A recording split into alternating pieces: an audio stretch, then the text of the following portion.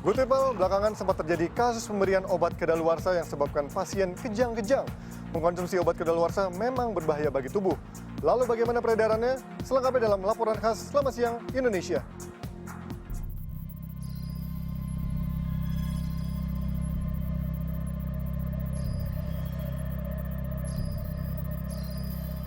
Good people, seminggu belakangan ramai tragedi bayi kejang di Tangerang yang diduga akibat diberikan obat kedaluarsa.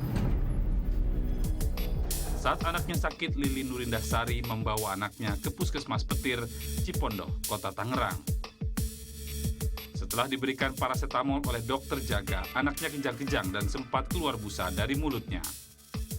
Ia pun langsung larikan sang anak ke RS Mulia, dan disitulah diketahui kalau anaknya mengonsumsi obat kedaluarsa. Tim redaksi NET mencatat beberapa kali kasus pemberian obat kedaluarsa sempat terjadi.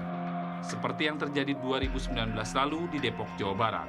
Seorang pasien yang menderita sakit paru-paru basah hampir disuntikan obat yang kedaluarsa di Puskesmas Villa Pertiwi.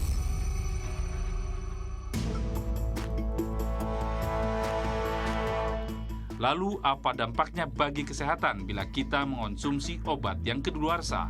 Kalau obat tersebut sudah lewat dari tanggal kadaluarsa, maka optimalisasi obat untuk menyembuhkan penyakit dan mengobati penyakit itu semakin berkurang. Dan zat-zat tersebut, zat aktifnya itu yang diuraikan di dalam tubuh, itu juga bisa menjadi zat yang toksik.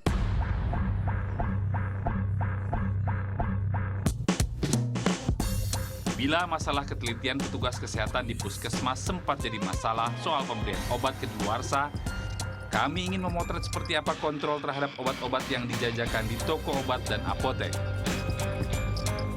Kami telusuri sejumlah gerai penjual obat di ibu kota. Berbagai jawaban cukup mencengangkan kami dapat. Mau ya. Tapi kalau saya bilang sih, kalau sebenarnya yang expired itu barang tertentu doang yang nggak laku. Kalau yang laku mah jarang karena expired. Yang nggak laku tuh biasanya obat kayak gini. Karena tuh macam-macam model kayak obat migrain, tapi itu pabriknya nggak terkenal. Ya. Dan itu kalau kondisinya masih bagus, pernah nggak ada yang kita jual aja dulu gitu? Kalau kondisinya masih bagus, kadang kita juga buat persediaan di rumah malah.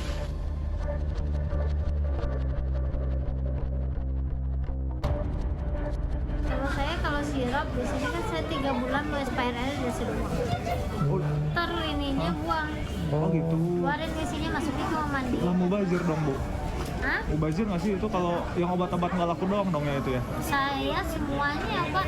Kemarin aja saya 2 karung semua. 2 karung? Iya. 2 karung? Itu nggak dibalikin ke supplier atau gimana nggak ya? Itu yang dibuangnya Ibu di mana 2 karung? Banyak banget soalnya. Ya udah dibuang lah di sini nggak bisa dibuang. Di sini ada tempat sampahnya khusus di sini, khusus buat obat-obat kadaluarsa di mana di belakang. Iya. Mendengar pembuangan obat kedaluarsa yang terkesan sembarangan, kami ikuti jejak pembuangan di belakang toko. Mengagetkan, kami dapati beragam jenis sampah tersedia. Namun, apakah benar sampah medis bertebaran di sini? Dekat pasar Pramuka ya Bu ya? Ya, Ini kalau ada obat-obat yang kadaluarsa dibuang ke sini pernah ada gitu nggak sih? banyak. Oh banyak. Buangin ke mobil. Dibuang ke mobil. Ya. Itu biasanya kondisi yang dibuangnya masih dalam. Udah diguntingin. Oh udah diguntingin ya. Jadi nggak ada yang bisa dipungut dipakai lagi gitu ya Bu? Enggak, pada dibuangin semua. Iya Bu ya.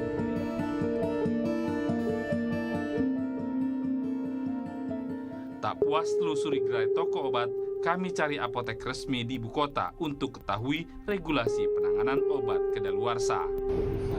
Kalau ternyata udah expired gimana? Kalau sebenarnya dibuang. Oh, nah. Kalau dibuang dicopot itunya, jangan itunya. Apa yang dicepat Pak? Disobek-sobek gitu. Oh sobek-sobek, kaplet-kapletnya dikeluar-keluarin Iya, gitu. terus dibuang di.